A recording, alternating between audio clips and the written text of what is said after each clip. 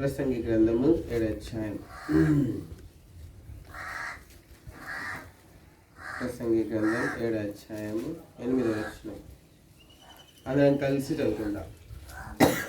ప్రసంగి గ్రంథం 7వ అధ్యాయం 8వ వచనం అందరం కలిసి. కార్యారంభము కంటే కార్యాంతము మేలు, అహంకారం గలవారి కంటే శాంతం గలవాడు శ్రేష్ఠుడు. ప్రార్థిస్తున్నాం. ప్రియగల తండ్రి, చదువు భాగం మా కొరకు దీవించండి, మాతో మాట్లాడండి ప్రభా. ఈ యొక్క లేఖనం అయితే మా గమనం తీసుకొచ్చినారో ఆ లేఖనము మా ఆత్మీయ జీవితాలకు ఎంతో దీవెనకరంగా, మా శ్రేష్ఠ జీవితాలకు ఎంతో ఆశీర్వాదకరంగా మీరు చేయమని వేడుకుంటున్నాం. వందనములు చెల్లిస్తూ ఘనత మహిమ ప్రభావములు మీకు ఆరోపించుకుంటూ ప్రభు యేసుక్రీస్తు వారి అతి శ్రేష్టమైన మహిమ కలిగిన ఘనమైన పరిశుద్ధ నామం పేరిట ఓ ప్రభా మెట్టుకి ఈ మధ్యాహ్నము ప్రభా మెట్టుకు సింహాసనాశుడమైన నీ స్వరము ఓ ప్రభా మెట్టుకు ఇక్కడ చేరొచ్చినటువంటి నీ ప్రజలందరూ కూడా వినులాగా మీరు సహాయం చేయమని వేడుకుంటున్నాం. వందనములు చెల్లిస్తూ మహిమ కలిగిన రక్షకుడు ప్రభు యేసుక్రీస్తు వారి పరిశుద్ధ నామం పేరిట స్తుతించి వందనం చెల్లించి దీనమున సద్వినంతో ప్రార్థించి బ్రతిమలాడి వేడుకుంటున్నాము తండ్రి. మనము సంవత్సరాంతంలోనికి వచ్చున్నాం కాబట్టి ఇంకొక 20 రోజులు అయితే మరి ఈ సంవత్సరం ముగించబడుతుంది. కాబట్టి మరి సంవత్సరం మరి కొంతమందికి మేలుకరంగా, కొంతమందికి మరి అంత మేలుకరంగా లేదు. కాబట్టి ఇది ఎవరైనా చెప్పగలిగినటువంటి వారుగా ఉంటా ఉన్నారు. చూడండి 2 తిమోతి 4వ అధ్యాయం. ఇక్కడ ఒక భక్తుడు చెప్తున్నటువంటి మాట మనం చదువుకుందాం. 2 తిమోతి 4వ అధ్యాయం. తిమోతి రాసినటువంటి 2వ పత్రిక 4వ అధ్యాయం 8వ వచనము 7-8 వచనాలు మనము చదువుకుంటాం. 7వ వచనము 7-8 వచనాలు అందరం కలిసి చదువుకుందాం. మంచి పోరాటం పోరాడితిని, నా పరువు గడముట్టించుకుని, విశ్వాసము కాపాడుకుంటుని, ఇక మీదట నా కొరకు నీతి కిరీటం ఉంచబడి ఉన్నది. ఆ దినమందు నీతిగల న్యాయాధిపతి అయిన ప్రభు అది నాకు మాత్రమే కాకుండా ప్రత్యక్షతను అపేక్షించే వారందరికీ అనుగ్రహించును. ప్రేమ గల దేవుడి లేఖం దీవించి మనతో మాట్లాడుగా. సంవత్సరాంతంలోనికి వచ్చిన we have come to the end of the year. కాబట్టి సంవత్సరాంతములోనికి వచ్చిన మనము కృతజ్ఞత చెల్లించడానికి వచ్చినాం. We have come to thank the lord. దేవుని స్తుతించడానికి, దేవుని మహింపరచడానికి, దేవుని కృతజ్ఞత చెల్లించడానికి మనం వచ్చి ఉంటాం. కాబట్టి దేవుని కృతజ్ఞత చెల్లించడం మంచిదే, దేవునికి కృతజ్ఞత చెల్లించడం మంచిదే. సంవత్సరాంతంలోకి వచ్చినటువంటి మనము ఏ విధంగా ఉన్నాం?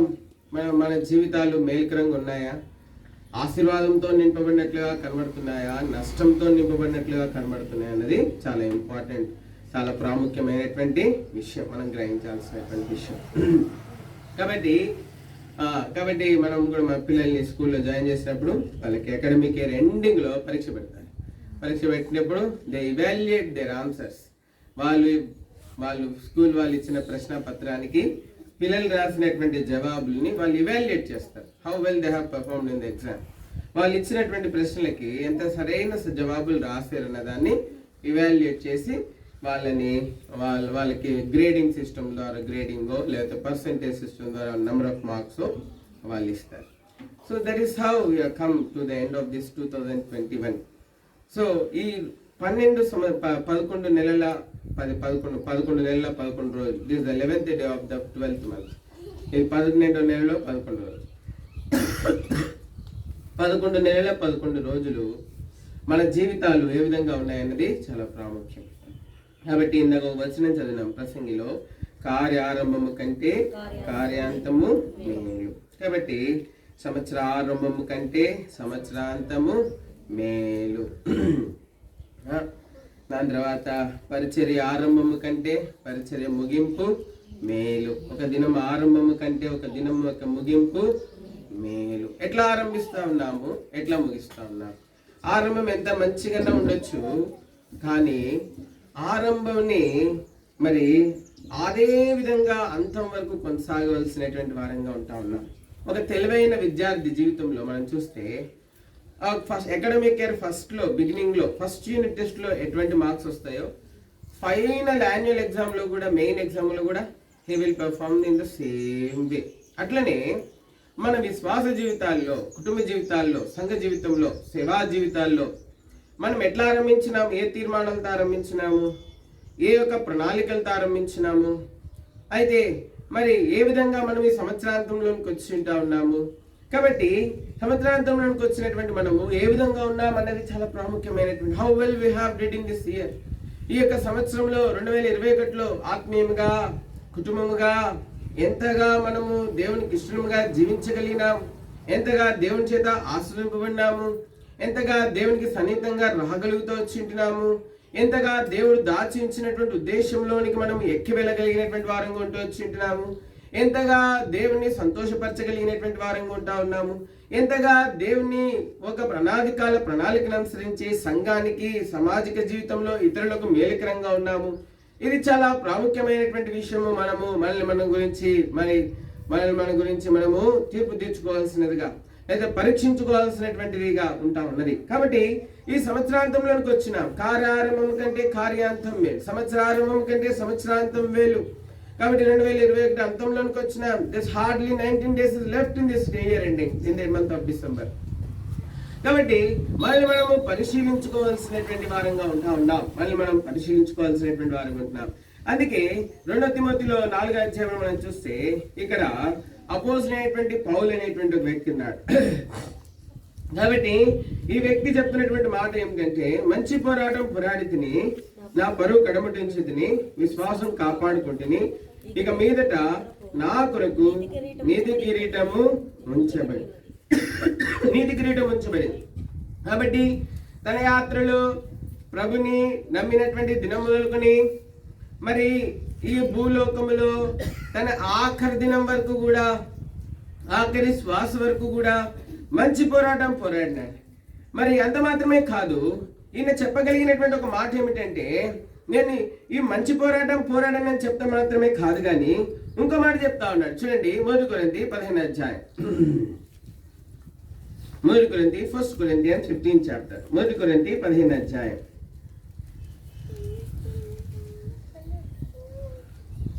10వ వచనం. 1 కొరింథీ 15వ అధ్యాయం.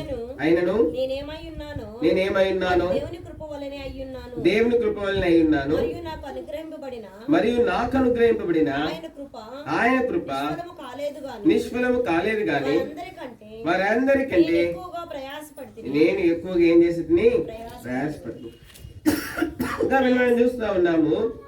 కాబట్టి ఇక్కడ అందరికంటే ప్రయాసం ఎక్కువ పడుతూ వచ్చి ఉంటున్నాడు. అది మాత్రమే, ప్రయాసపడిన నేను కాను, నాకు తోడైన దేవుని కృపయే. కాబట్టి దేవుడు ఆయనకి ఇచ్చినటువంటి కృప వ్యర్థం కాలేదంట. దేవుడు ఆయనకి ఇచ్చినటువంటి కృప ఏం కాలేదు, నిష్ఫలం కాలేదు. దేవుడు తన పైన కుమరించిన కృప అంతటిని కూడా సద్వినియోగపరుచుకుంటూ వచ్చింటాడు. డే ఆఫ్టర్ డే, దినం వెంబడి దినం దేవుడు తన మీద కుమ్మరింపజేసినటువంటి కృప. యోహాను సువార్త 1వ అధ్యాయంలో చెప్పబడింది కదా, ఆయన తన కృప వెంబడి కృపను మనకు కుమ్మరిస్తా ఉన్నాడు. చదండి, యోహాను సువార్త 1వ అధ్యాయము 16వ వచనం. Johne's gospel 1st chapter. ఆయన పరిపూర్ణతలో ఉండి మనమందరము. కాబట్టి కృప వెంబడి కృపను దేవుడు మానవులందరికీ కూడా అనుగ్రహించినటువంటి వాడే ఉంటా ఉన్నాడు. పౌలు జీవితంలో కూడా అనుగ్రహించాడు అదే కృపను. పౌలు జీవితంలో మాత్రమే కాదు కానీ మనందరి జీవితంలో కూడా కృప వెంబడి కృపను ఆయన అనుగ్రహిస్తా ఉన్నాడు. అయితే పౌలు చెప్పగలిగినటువంటి ఒక గొప్ప మాట ఏమిటంటే, ఆయన నాకు అనుగ్రహించిన కృప 1 కొరింథీ 15వ అధ్యాయం 10వ వచనం ప్రకారం ఏం కాలేదు, నిష్ఫలము కాలేదు. చూడండి, చదవండి, 1 కొరింథీ 15:10. ఆయనను నేనేమై ఉన్నాను, ఆ దేవుని కృపని అయ్యున్నాను, మరియు నాకు అనుగ్రహింపబడిన ఆయన కృప నిష్ఫలము కాలేదు. ఆయన నాకు అనుగ్రహించిన ఆయన కృప ఏం కాలేదంటే పౌలు జీవితంలో నిష్ఫలం కాలేదు. ఆయన అంటా ఉన్నాడు, ఆయనక మరి ఆ యోహాను సువార్తలో మనం 1వ అధ్యాయం 16వ వచనం చదివినట్లు కానీ ఆయన పరిపూర్ణతలో నుండి మనమందరము, పౌలు అక్కడే కాదు, మనమందరము కూడా కృప వెంబడి కృపను పొందుతా ఉన్నాం. మనమందరం కూడా ఏం పొందుతా ఉన్నాం? కృప వెంబడి కృపను పౌలు పొందినట్లుగానే పొందుతా ఉన్నాం. కానీ పౌలు అన్నాడు, దేవుడు నాకు అనుగ్రహించిన ఆయన కృపను నిష్ఫలము కాలేదు. దినం వెంబడి దినం ఆయన జీవితంలో అనుగ్రహించబడుతున్నటువంటి ఆ కృపను ఆయన సద్వినియోగపరుచుకునేటువంటి వాడు ఏంటా ఉన్నాడు.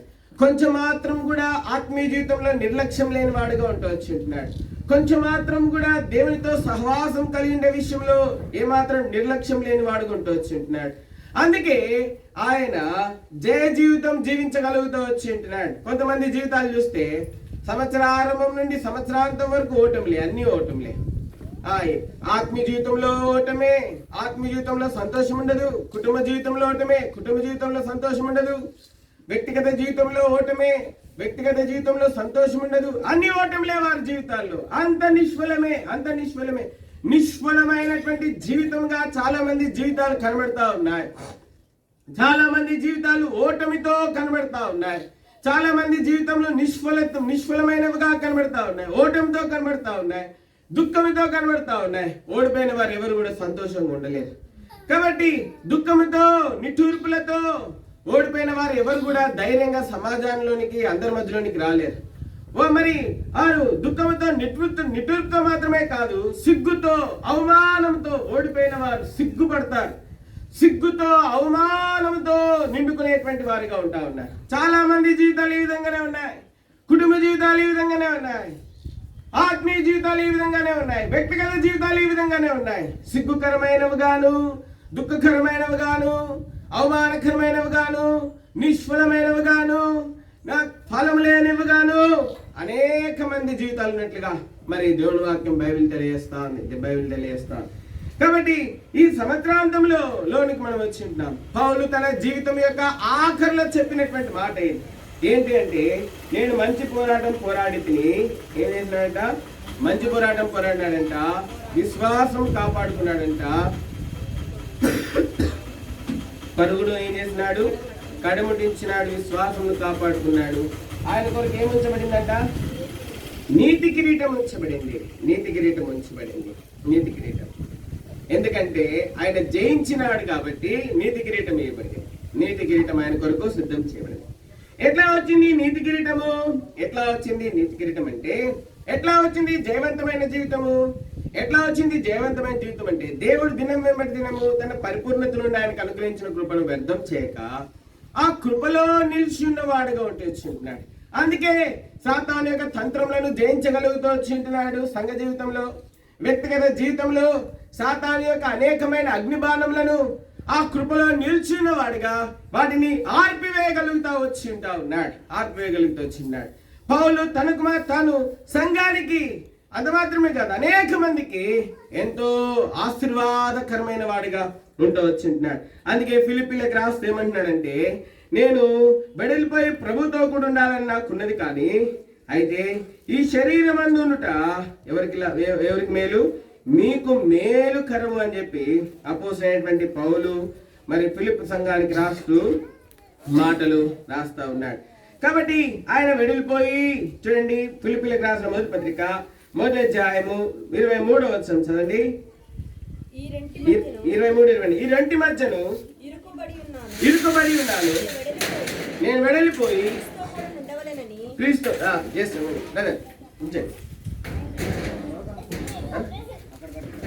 సౌండ్ మెసేజ్ అయ్యేటప్పుడు మీరు వ్యక్తిగత పనులు కానీ భోజనాల పనులు కానీ, మీరు భోజనం పెట్టకపోయినా మనం సంతోషంగా వెళ్తాం. మీ భోజనం కోసం కాదు, మీ శబ్దం ఏం చేయకుండా వాక్యం ఉంది.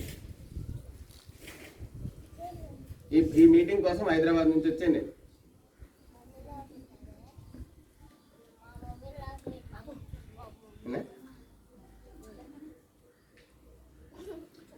కాబట్టి మనం చూస్తూ ఉన్నాం. కాబట్టి ఈ యొక్క మరి ఫిలిప్పీలకు రాస్తే ఏమంటాడంటే, ఈ రెండింటి మధ్యన నేను వెడలిపోయి క్రీస్తుతో కూడా ఉండవలనని నాకు ఆశ ఉన్నది, అది నాకు మరి మేలు. అయినను నేను ఈ శరీరమందు నిలిచినుట మిమ్మును బట్టి ఏమైందంట? అవసరమైనది, మిమ్మల్ని బట్టి అవసరమైనది. కాబట్టి మనం చూస్తూ ఉన్నాము, పౌలు శరీరంలో ఉండుట మరి సంఘానికి అవసరమైంది. అంత మాత్రమే కాదు, అనేకులు కోరుకున్నారు. అంత మాత్రమే కాదు, భక్సింగ్ గారు మరి బెడ్ రిడన్ అయిపోయిన తర్వాత ఎంతో మంది పరిశుద్ధులు ప్రార్థన చేసినారు, ప్రభా నీ దాసుని తీసుకోవద్దు ప్రభా, ఉంచు ప్రభా అని. అట్లా దేవుని దాసుడు మరి సుమారుగా 10 సంవత్సరములు ఆయన మంచం మీదనే ఉంటూ వచ్చింటున్నారు. మరి ఆఖరిగా 2000 సంవత్సరము సెప్టెంబర్ 17వ తారీఖున ఆయన శరీరంలో పడుతున్నటువంటి బాధను చూసి, అప్పుడు ఆయన 97 సంవత్సరాలు బాధను చూసి, ఆ హెబ్రోన్లో ఉన్నటువంటి ఆ సహోదర సహోదరులు దేవుని సేవకులు ఆ బాధను ఆయన ఆ 97 సంవత్సరాల వయసులో శరీరంలో పడుతున్న బాధను చూసి, అప్పుడు వాళ్ళు మనసు మార్చుకుని, ప్రభా నీ దాసుడు ఎక్కువగా బాధపడుతుంది, మేము దాన్ని చూడలేకపోతున్నాం, నీకు ఇష్టమైతే తీసుకో, నీ దాసుని నీకు ఇష్టమైతే తీసుకో. ఆ ఉదయకాలం ప్రభు మహిమలోనికి ఆయన పిలువబడుతుంది. ఆయన శరీరంలో ఉండట ఎవరికి అవసరమైంది? సంఘానికి అవసరమైంది. మరి నాడు హెబ్రోన్లో భక్సింగ్ గారు అవసరమైన ఆ దినాన అనేక సంవత్సరాలు దేవుడు పడక మీద ఆయన ఉంచుతూ వచ్చి ఉంటున్నాడు. ఆ విధంగానే ఆ దినాల్లో మా అపోజిట్ పౌలు కాలంలో అపోజిట్ పౌలు సంఘానికి అవసరమైంది. అందుకే దేవుడు సంఘంలో సంఘ క్షేమం కొరకాయి, మరి అనేకుల ఆత్మీయ క్షేమం కొరకాయి, అనేకలు ఆత్మీయంగా కట్టబడిన నిమిత్తమై, అనేకులు ప్రభురాకడ కొరకాయి సిద్ధపరచబడిన నిమిత్తమై, అనేకులు దేవుని ప్రేమను గుర్తెరిగిన నిమిత్తమై, అనేకులు దేవుని యొక్క నాదికాల ప్రణాళిక సంకల్పము మానవుని ఎంత ఉన్నతంగా ఉన్నదో అది గ్రహించిన నిమిత్తమై పౌలు శరీరంలో ఉండట మరి అవసరమైన. అందుకే దేవుడు పౌలును శరీరంలో కొనసాగింపజేసి ఉంటున్నాడు. పౌలు సమయం అయిపోయింది. అందుకే మరి పౌలు అంటా ఉన్నాడు తిమోతికి రాసిన పత్రికలో, మంచి పోరాటం పోరాడుతున్నాను అని చెప్పలేదు, పోరాడి తిని అన్నాడు. అంటే ఆయన పోరాటం అయిపోయింది, ఇంకా ముగించబడింది. కానీ సంఘం కొరకాయ దేవుడు ఆయన ఉంచుతూ వచ్చిన్నాడు. ఈ మధ్యాహ్న కాల సమయంలో మరి అపోజిట్ పౌలు తన జీవితంలో మంచి పోరాటం పోరాడినాడు. ఆయన జీవితంలో మనం చూస్తే దేవుడిచ్చిన కృపను వ్యర్థం చేయలేదు కనుకనే, నిష్ఫలం కాకుండా చూసుకున్నాడు కనుకనే జయ జీవితం జీవించగలుగుతూ వచ్చిన్నాడు. ఆ జయ జీవితం జీవించే వారు ఇప్పుడు సంఘానికి అవసరము, కుటుంబానికి అవసరము, సమాజానికి అవసరము. ఓడిపోయిన వారు కాదు, జయ జీవితం జీవించేటువంటి వారు అవసరము. అందుకే జయించే జీవితం కలిగి ఉన్నావా? నువ్వు సంవత్సరాంతంలోనికి వచ్చిన సంవత్సరం అంతా జయ జీవితం జీవించినావా? 11 నెలల 11 మాసముల 11 రోజులు జయ జీవితం జీవించినావా? ఓడిపోయిన జీవితం జీవించినావా?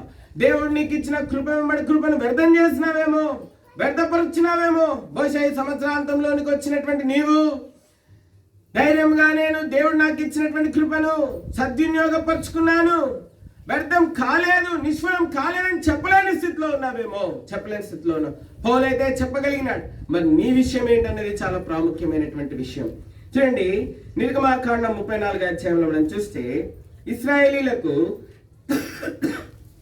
చాలా త్వరగా ముగిస్తాను, మీ ఆహారం తీసుకునే సమయాన్ని ఏం పోనీను, ఆ సమయానికి మీ ఆహారం తీసుకునే సమయానికి మిమ్మల్ని వదిలిపెడతాను. నిర్గమాకాండం 34వ అధ్యాయం. కాబట్టి ఎవరు చింతపడొద్దు, తొందరపడొద్దు.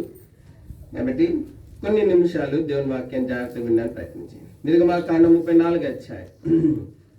ఇక్కడ దేవుడు ఇశ్రాయేలులకు చెప్పినటువంటి పండుగల గురించి ఒక మాట ఉన్నది. చూడండి, 22వ అధ్యాయం 34వ అధ్యాయం 22వ వచనం నుంచి 26 వరకు మార్చి చదువుకుందాం. మరియు నీవు గోధుమల కోతలో 10వ ఫలముల పండుగను అనగా వారముల పండుగను సంవత్సరాంతమందు పంట కూర్చు పండుగను ఆచరింపవలెను.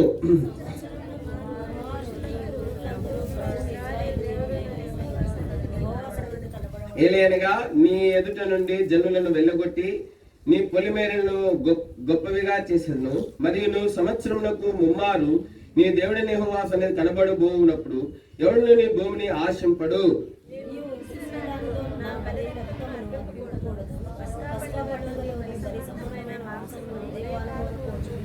నీ భూమి యొక్క ప్రథమ ఫలములో మొదటిది నీ దేవుడైన యెహోవా మందిరంలోని తేవలను, మేక పిల్లలను దాన్ని పాలతో ఉడకబెట్టకూడదని. కాబట్టి ఇక్కడ మనం చూస్తుంటున్నాము, ఇక్కడ ఇశ్రాయేలులకు రెండు పండుగలు ప్రాముఖ్యమైన 3 పండుగలు ఉన్నాయి. ఈ 3 కూడా ఖచ్చితంగా ఇశ్రాయేలులో ఉన్న పురుషులందరూ కూడా మరి దేవుని మందిరానికి రావాలి. ఒట్టి చేతులతో రాకూడదు. వారు దేవుడు ఇచ్చినటువంటి దీవెన కొలది వారు రావాలి. అయితే ఈ మూడిట్లో ప్రాముఖ్యమైనటువంటిది ఆఖరి పండుగ ఒకటి ఉంచునండి. సంవత్సరాంతమందు జరిగేటువంటి పండుగ చూడండి. అనగా 22 వచనము, నీవు గోధుమ కోతలో ప్రథమ ఫలముల పండుగను అనగా వారముల పండుగను సంవత్సరాంతమందు పంట కూర్చు పండుగను ఆచరింపవలెను. సంవత్సరాంతంలోనికి వచ్చి ఉంటున్నాము. ఏం కూర్చుకున్నాం? ఏం పంటను కూర్చుకున్నావు? నష్టం అనే పంటను కూర్చుకున్నావా? లాభం అనే పంటను కూర్చుకున్నావా? దీవెన అనే పంటను కూర్చుకున్నావా? సమాధానం అనే పంటను కూర్చుకున్నావా? సంతోషం అనే పంటను కూర్చుకున్నావా? మేలు అనేటువంటి పంటను కూర్చుకున్నావా? ఆనందం అనే పంటను కూర్చుకున్నావా? లేకపోతే దుఃఖం అనే పంటను, నష్టం అనే పంటను, దరిద్రత అనే పంటను, అవమానం అనే పంటను, వేదన అనే పంటను, నింద అనే పంటను కూర్చుకున్నావా? ఏ రకమైన పంటను కూర్చుకున్నావు?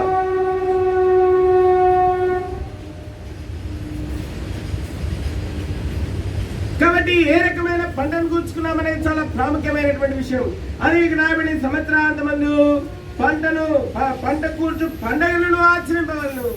మరి అక్కడ ఈ పండుగ చాలా చాలా ప్రాముఖ్యమైనటువంటి పండుగగా ఉంటా ఉన్నది. కాబట్టి ఏ పండుగను కూర్చుకున్నాం, ఏ పంటను కూర్చుకున్నాం అనేది చాలా ప్రాముఖ్యమైనటువంటి విషయం. బీస్ట్ ఆఫ్ టాబర్నకల్ అనేటువంటి పండుగ. కాబట్టి ఇశ్రాయేల్ అందరూ వచ్చి యెరూషలేము చుట్టూ, దేవుని మందిరం చుట్టూ సంవత్సరాంతమందు గుడారాలు వేసుకుని అక్కడ దేవుడు వారికి ఇచ్చినటువంటి పంటలతో వారు సంతోషించి ఆనందించేటువంటి వారుగా ఉంటారు. 7 దినములు ఆ విధంగా వారు ఆ పండుగను ఆచరించాల్సినటువంటి వారు సంవత్సరాంతంలో. కాబట్టి ఈ సంవత్సరాంతంలోనికి వచ్చినాము. ఏ పంటను కూర్చుకున్నాం? ఈ పండుగను ఆచరించేవారు ఈ పండుగను ఆచరించాలి అంటే వారు నిజంగా ఏదో ఒక పంటను కూర్చుకొని ఉండాలా, ఏదో ఒక పంటను కూర్చుకొని ఉండాలా. అప్పుడే ఈ పండుగను వారు ఆచరించగలరు. ఏ పంటని కూర్చుకోలేని వాడు ఏం ఆచరించగలడు? ఈ పండుగను ఏం ఆచరించగలడు? సంవత్సరాంతంలోనికి వచ్చిన చాలా మందికి మరి ఎన్ని సంవత్సరాలైనా వారి జీవితాలు మారవు, వారి యొక్క అలవాట్లు మారవు, వారి పద్ధతులు మారవు, వారి జీవన విధానం మారదు. వారు పంటను కూర్చుకోకుండానే వారు దరిద్రతలోనే, ఫలం లేని వారుగానే, సంతోషహీనులుగానే, ఆనందహీనులుగానే, దీవెన లేని వారుగానే సంవత్సరాలు జీవించేటువంటి వారుగా ఉంటా ఉన్నారు. ఒకరోజు ఈ లోకం విడిచిపెడతా వస్తుంది. జాగ్రత్త. మరి ఈ సంవత్సరాంతంలో మరి ఏ పంటను కూర్చుకోవడం అనేది చాలా ప్రాముఖ్యమైనటువంటి విషయం. చాలా మంది కుటుంబ జీవితాలు చూస్తే ఎంత దుఃఖమో, వ్యక్తిగత జీవితాలు చూస్తే ఎంత అవమానంలో జీవిస్తూ ఉంటారు. కొన్ని సార్లు దేవుని సేవకులుగా అనేక ఇళ్ళకి వెళ్ళినప్పుడు వాళ్ళ వ్యక్తిగత విషయాలు చెప్పుకోలేకపోతా ఉంటారు. అప్పుడు మేమే వాళ్ళని ధైర్యపరిచి, పర్వాలేదమ్మా మీ వ్యక్తిగత విషయాలు చెప్పండి, మేము ప్రార్థన చేస్తాము, ఇతరులకు చెప్పడం కోసం కాదు, ప్రార్థన చేయడం కోసం మాకు చెప్పండి అని చెప్తాం.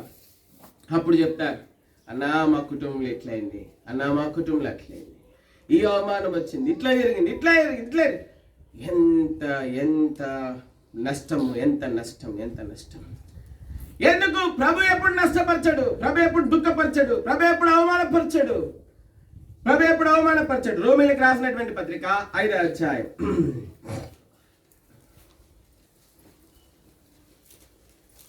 రోమీయులకు రాసినటువంటి పత్రిక 5వ అధ్యాయము 5వ వచనం.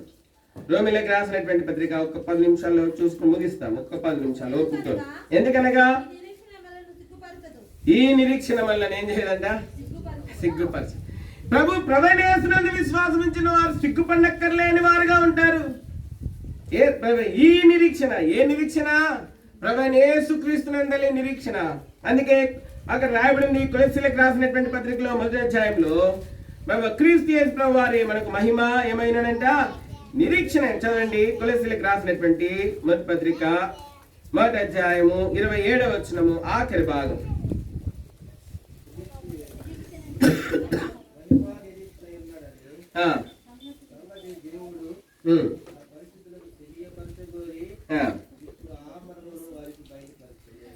అనగా మీ అందున్న క్రీస్తు, ఎవరి అందున్న క్రీస్తు? మీ అందున్న క్రీస్తు ఏమైనాడంట? మహిమ ఏమైనాడు? నిరీక్ష అయినాడన్న సంగతిని దేవుడు తన పరిశుద్ధులకు తెలియపరచుకోరి ఇప్పుడు ఆ మర్మమును వారికి ఏం చేసినాడంట, బయలుపరిచినాడు. మన యందున్న క్రీస్తు మహిమ నిరీక్షణ ఉన్నాడు. మరి నిజంగా నీలో క్రీస్తు ఉంటే మరి ఆ క్రీస్తు యేసు ప్రభువారు మహిమా నిరీక్షణ ఉన్నాడు కనుక నువ్వెన్నడూ సిగ్గుపడకుండా ఆయన నీకు సహాయపడేటువంటి వాడిగా ఉంటా ఉన్నాడు. చాలా మంది జీవితాల్లో చూస్తే సిగ్గుకరమైన జీవితాలనే వారు జీవిస్తూ ఉంటారు. సిగ్గుకరమైన జీవితాలనే వారు మరి వారు జీవించేటువంటి వారుగా ఉంటా ఉన్నారు. వారి జీవితంలో ఎంత సిగ్గంటే, ఎందుకంటే వారి జీవితంలో ఓటమి ఉంది, అందుకే సిగ్గుపడతా ఉన్నారు. ధైర్యంగా ముందుకు రాలేరు, యథార్థంగా ఎదుర్కోలేరు. ఒకవేళ ధైర్యంగా వారు ధైర్యం తెచ్చుకొని ముందుకు వచ్చినా అబద్ధాలు చెప్తారు. మేము ఇట్లా చేసినాం అట్లా చేసినామని అబద్ధాలు చెప్తారు. ఆ ధైర్యము కొంతకాలమే. అబద్ధములతో కూడిన ధైర్యము, అబద్ధపు ధైర్యము, అబద్ధపు తెలివి, మరి మోసకరమైన తెలివిలు అన్ని కొంతకాలం. దేవుడు అబద్ధీకులను ఇందాక చదివినాం. 5వ కీర్తనలో మనం చదువుతూ వచ్చినాం. అబద్ధీకులు ఏమైనారంటే ఆయనకి చూడండి 5వ కీర్తన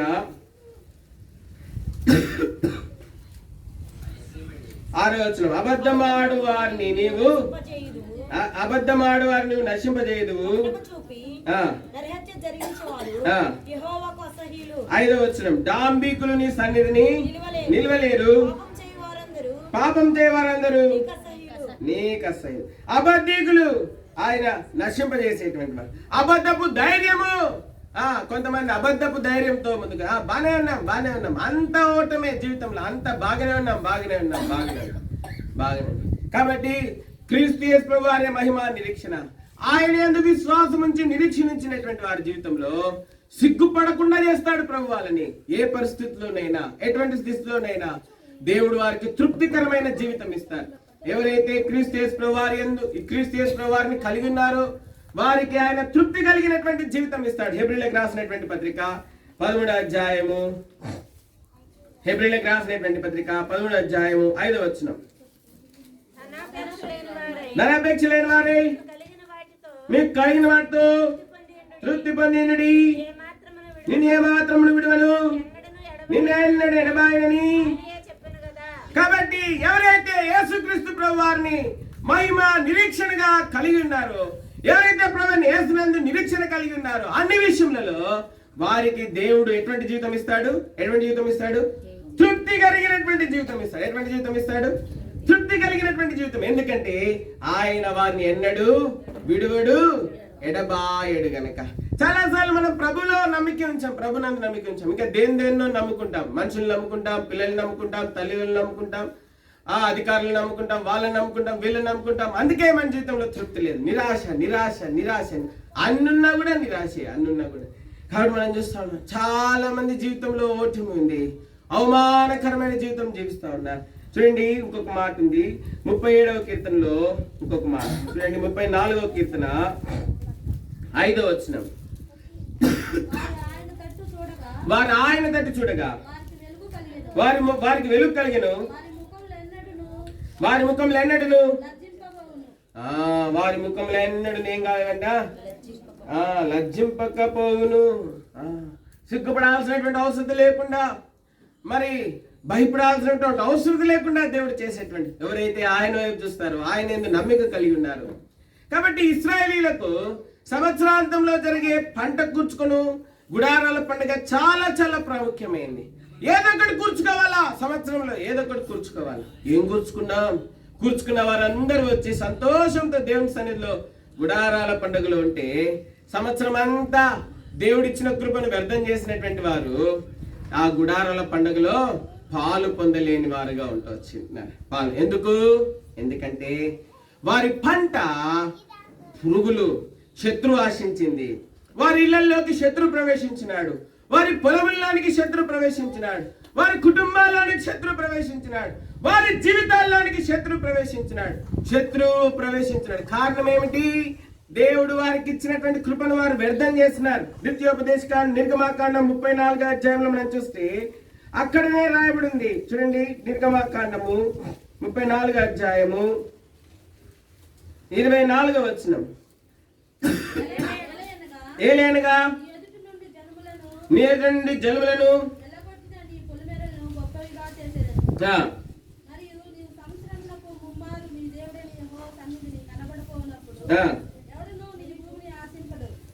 సంవత్సరములకు 3 మార్లు నువ్వు దేవుడనే హోస అనేది నీకు కనబడినప్పుడు ఎవడు నీ భూమిని ఏం చేయడంట? ఆశింపడు. మరి సంవత్సరానికి 3 సార్లు దేవుని మందిరంలో కనబడకపోతే,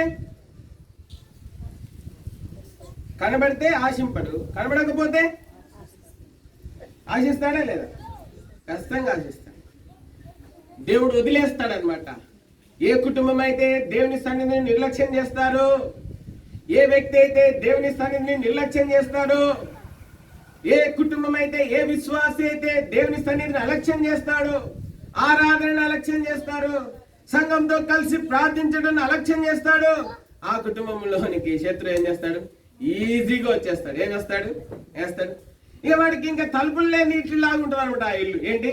తలుపులు లేని ఇల్లు, ద్వారాలు లేని ఇల్లు, గడులు. కొన్ని ఇళ్లలో తలుపులు ఉంటాయి కానీ వాటికి ఏముండదు, గళ్ళు ఉండవు అనమాట. ఇక దానికి తాడేసి చుడతారు. ఒక మొల్ల కొట్టి ఆ మొల్లకి తాడేసి చుడతారు. ఇక మేము మొట్టమొదటి సంఘంలో పరిచయం చేసినప్పుడు 11 సంవత్సరాల క్రితం ఆ మందిరంలో బాత్రూమ్కి గడి ఉండేది కాదు, ఆ చిన్న తాడు ఒకటి ఉండేది. ఇక బాత్రూంలో పోయమంటే ఆ డోర్ వేసుకొని ఆ తాడేసి చుట్టాల. ఇక ఎవరైనా వస్తాయంటే మన లోపల శబ్దం చేయాలన్నమాట, అంటే ఎవరొకళ్ళు ఉన్నారని. కాబట్టి ఇక గట్టిగా బీగారు అనుకోండి, ఇంకా అంతే సంగతి. ఇక వాళ్ళ డోర్ పట్టుకొని గట్టిగా బీకరండి, ఇంకా అంతే సంగతి. ఇంకా కాబట్టి మనం చూస్తూ ఉన్నాము. అట్లనే చాలా మంది ఇళ్ళు ఉన్నాయి, చాలా మంది విశ్వాస జీవితాలు అట్లనే ఉన్నాయి. ద్వారాలు బాగా కట్టబడినట్లుగా కనబడుతున్నారు, కానీ ద్వారాలు ఉన్నాయి కానీ ద్వారాలకి గళ్ళు లేవు. ఆ ద్వారాలకి గళ్ళు లేవు. అందుకే ఆదికాండములో మనం చూస్తే దేవుడు ఓడ తలుపుని ఏం చేసినాడంట? కాదండి, ఆ మాట ఆదికాండము 7వ అధ్యాయం 16వ వచనం.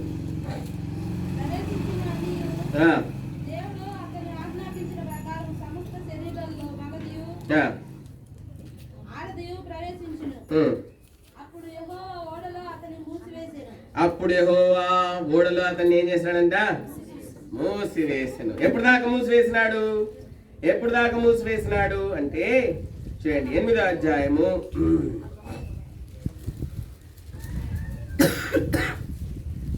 చూడండి ఆ మాట.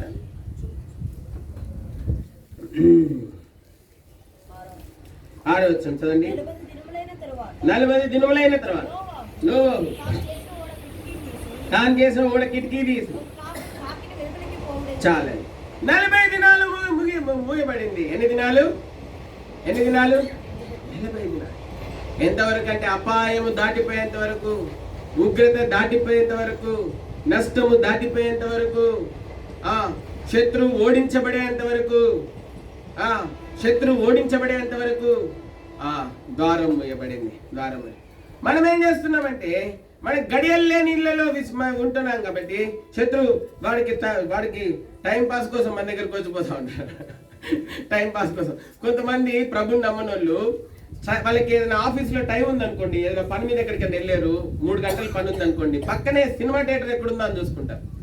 100 రూపాయలు పెట్టి టికెట్ తీసుకొని వెళ్ళి ఆ సినిమా థియేటర్లో కూర్చుంటారు 3 గంటలు. ఆ 3 గంటలు అయిపోతుంటే ఆ క్లైమాక్స్ ఇంకా అవసరం లేదనమాట. వచ్చేసారు వెంటనే ఆ పని. అటువంటి వాళ్ళు చాలా మంది ఉన్నారు. అయితే ఆ విధంగానే శత్రువు కూడా గడియలు లేని ఇంట్లో ఉన్నాం అనుకోండి, వాడు టైం పాస్ అవ్వాలనుకున్నప్పుడల్లా మన దగ్గరికి వస్తాడు, పోతాడు. ఎందుకోసం వస్తాడు తెలుసా? మనల్ని సంతోషింపజేయడానికి కోసం రాడు. బాధించడానికి, నష్టపరచడానికి, అవమానపరచడానికి, దోచుకోవడానికి, మన దగ్గర ఉన్న వాటిని నష్టపరచడానికి వాడు వచ్చేటువంటి వాడుకుంటున్నాడు. అయితే ప్రభు మాత్రం మనల్ని నష్టపరచడానికి రాడు, మనల్ని సమకూర్చడానికి, మనల్ని కట్టడానికి, మనం కోల్పోయిన ఆనందాన్ని, సమాధానాన్ని తిరిగి మనకు అనుగ్రహించడానికి దేవుడు మన దగ్గరకు వచ్చేటువంటి వాడు. ప్రకటన గ్రంథం 3వ అధ్యాయం 20వ వచనం. ప్రకటన గ్రంథం 3వ అధ్యాయం. ఇదిగో తట్టుచున్నాను, ఎవడైనా నా స్వరం విని తలుపు తీసిన ఎడల నేను అతని యొద్దకు వచ్చి అతడితో నేనును, నాతో కూడా అతడు ఏం చేయను? భోజనం చేయను. కాబట్టి ఆ భోజనం చేసినప్పుడు ప్రాణము లేచి వచ్చింది. ఏశావుకి ఏమొచ్చింది? ప్రాణము పోయే ప్రాణం భోజనం చేయంగానే ఏమొచ్చింది? యేసు వచ్చింది. బలహీన స్థితిలో ఉన్నటువంటి పౌలుకి భోజనం చేయంగానే ఏమొచ్చింది? బలం వచ్చింది. ఏమొచ్చింది? బలం. అపోస్తల కార్యాలు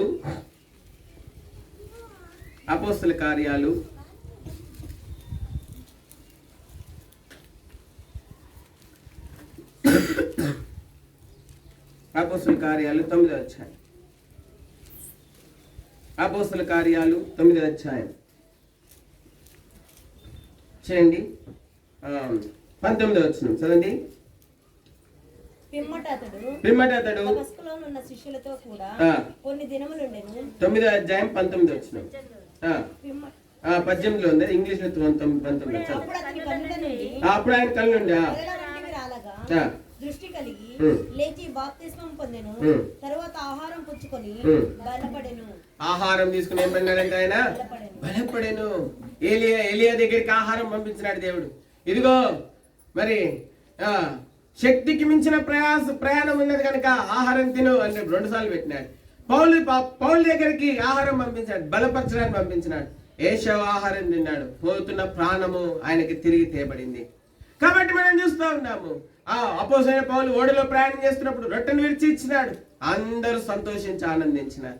కాబట్టి మనం చూస్తూ ఉన్నాము, దేవుడు మనల్ని దర్శించినప్పుడు దేవుడు మనం సంతోషపరచడానికి, సమకూర్చడానికి, ఆనందింపజేయడానికి, తృప్తిపరచడానికి, సమాధానపరచడానికి, దీవెనలతో నింపడానికి ఆయన మనం దర్శిస్తాడు. శత్రువులను దర్శించినప్పుడు శత్రువులను నష్టపరిచి, దుఃఖపరిచి, గాయపరిచి, దోచుకొని దిగంబరులుగా చేయడానికి శత్రువులను దర్శించేటువంటి వాడు ఉంటాడు. అయితే ఇక్కడ మనం చూస్తుంటున్నాము, మరి దేవుడే తలుపు మూస్తున్నాడంట. ఆది కాండంలో తలుపులు మూస్తున్నాడు. 40 దినాలు తలుపులు తెరవబడలేదు, కిటికీలు తెరవబడలేదు. ఆపద, ఉపద్రవము, శత్రువు సంపూర్ణంగా ఓడించబడేంత వరకు ద్వారము తెరవబడలేదు. నీ ఆత్మీయ జీవితం ఏ విధంగా ఉంది? నష్టములతో, అవమానాలతో, నిందలతో నింపబడిందేమో. నీ వ్యక్తిగత జీవితం, కుటుంబ జీవితం అవమానాలతో, నిందలతో నింపబడిందేమో. కారణం ఏంటి? నువ్వు దేవుని సన్నిధిని నిర్లక్ష్యం చేస్తున్నావు, దేవుని ఇంటిని నిర్లక్ష్యం చేస్తున్నావు, దేవుని సన్నిధిని, దేవుని ఇంటిని నిర్లక్ష్యం చేస్తున్నావు, ఆరాధనని నిర్లక్ష్యం చేస్తున్నావు, సంఘ ప్రార్థనని నిర్లక్ష్యం చేస్తున్నావు. క్షేమం ఎక్కడి నుండి వస్తుంది? యెహోవా నీ నివాస స్థలమును, నీ నివాస మందిరమును, నీ తేజోమయమైన స్థలమును నేను ఏం చేస్తున్నాను? ప్రేమించుచున్నాను. 26వ కీర్తన 8వ వచనం. 26వ కీర్తన 8వ వచనం చూడండి. యెహోవా నీ నివాస మందిరమును, తేజోమయమైన స్థలమును, దేవుని ఇంటిని ప్రేమించేవారు వారే తృప్తిపరచబడేటువంటి వారుగా ఉంటా ఉన్నారు. దేవుని ఇంటిని ప్రేమించేటువంటి వారు. ఎందుకంటే దేవుని ఇంట్లో మన ప్రతి అక్కర తీర్చబడేటువంటి సమృద్ధి దేవుడు ఆ స్థలంలో పెట్టినటువంటి వాడిగా ఉంటా ఉన్నాడు. దేవుని ఇంటిలోనే మన ప్రతి అక్కర తీర్చబడతారు. అది కుటుంబ అక్కరైనా, వ్యక్తిగత అక్కరైనా, భార్య అక్కరైనా, భర్త అక్కరైనా, తల్లిదండ్రుల అక్కరైనా, మరి సామాజిక అక్కరైనా, ఏ అక్కరైనా దేవుని ఇంట్లో దేవుడు తీర్చేటువంటి వాడిగా ఉంటాడు. శోధనైనా, నిందైన, అవమానమైన, దుఃఖకరమైన, గాయమైన దేవుని ఇంట్లోనే మనకి వాడికి మరి స్వస్థత, ఆరోగ్యము, క్షేమము, సమకూర్పు అన్ని దేవుని ఇంటి ద్వారానే ఆయన మనకు అనుగ్రహించేటువంటి. 36వ కీర్తన 8వ వచనంలో మనం చూస్తే, నీ ఇంటి సమృద్ధి వల్ల వారు ఏం చేయబడుతున్నారంట? నీ మందిర సమృద్ధి వల్ల వారు సంతృప్తి పొందుచున్నారు. నీ ఆనంద ప్రవాహంలోనిది నువ్వు వారికి ఏం చేస్తున్నావు? కాబట్టి మనం చూస్తున్నాము, ఇశ్రాయేలీలు మరి దేవుడు ఇచ్చినటువంటి ఆజ్ఞ 3 సార్లు సంవత్సరంలో అందరూ కూడా, మగవారందరూ దేవుని మందిరంలో కనబడాలి. దేవుని మందిరంలో ఇశ్రాయేలీలు అందరూ కూడా 3 సార్లు కనబడితే ఏమవుతుందంట? ఏ వ్యక్తి కూడా మరి వారి యొక్క ఇళ్లను ఏం చేయరంట? ఆశింపరు. ఒకవేళ 3 సార్లు వారు దేవుని మందిరంలో కనబడలేదు అనుకోండి, 3 సార్లు వారు దేవుని మందిరంలో కనబడకపోతే ఇంకా శత్రువు ఆ ఇంట్లో వచ్చి కూర్చుంటాడు అనమాట. సోఫా సెట్లో కూర్చుంటాడు. ఎక్కడ కూర్చుంటాడు? సోఫా సెట్లో కూర్చొని, ఏమయ్యా మా ఇంట్లోకి వచ్చినావు, నేను ఎవరినో తెలుసా? నేను దేవుని బిడ్డని అంటే, సార్ నాకు బాగా తెలుసు నువ్వు దేవుని బిడ్డవని. పోయిన వారం గుడికి వెళ్ళావా అంటాడు వాడు. అంటాడు, పోయిన వారం గుడికి వెళ్ళావా? గుడికి వెళ్ళకపోతే నీకేంటి? గుడికి వెళ్ళలేదు కదా, అందుకే వచ్చే. ఎందుకంటే నువ్వు వీక్ అయ్యావు కదా. ఏమయ్యావు? నువ్వు వీక్ అయ్యావు కదా, అందుకే వచ్చే. కొంచెం హార్లిక్స్ కొంచెం బూస్ట్ ఇద్దామని. ఏమిద్దామని? కొంచెం హార్లిక్స్, ఆత్మీయమైన హార్లిక్స్, ఆత్మీయమైన బూస్ట్ కాదది. లోకానుసారమైన హార్లిక్స్, లోకానుసారమైన బూస్ట్ ఇచ్చి నిన్ను ఇంకా నా వశం చేసుకోవడానికి వచ్చే. కాబట్టి బలహీనమైన శత్రు తంత్రములను మనం ఎదిరించలేని వారంగా మారిపోతాం. కాబట్టి దేవుని ఇల్లు అనేది చాలా ప్రాముఖ్యమైనది. అందుకే దేవుడు వారికి ఖచ్చితంగా ఆజ్ఞాపించినాడు. 24 వచనంలో 34 నిర్గమకాండంలో ఏంటంటే, ఎవడును నీ భూమిని ఏం చేయడంట? ఆశింపడు. ఎవడును నీ భూమిని కానీ నీ ఇంటిని కానీ నీ జీవితంలో తాకలేడు. ఎప్పుడంటే నువ్వు దేవుని ఇంటిని ప్రేమించినప్పుడు, దేవుని ఇంట్లో నమ్మకంగా ఉన్నప్పుడు, దేవుని ఇంట్లో దీనంగా ఉన్నప్పుడు. లేకపోతే నీ జీవితంలోనికి శత్రు పసరి పురుగులు, గొంగలి పురుగుల రూపంలో నీ జీవితంలో ప్రవేశిస్తారు. యోవేలు గ్రంథము 2వ అధ్యాయం, యోవేలు గ్రంథం 2వ అధ్యాయం గమోది 25వ వచనం అనుకుంటా. యోవేలు గ్రంథము 2వ అధ్యాయము, యోవేలు గ్రంథము 2వ అధ్యాయం 25వ వచనం.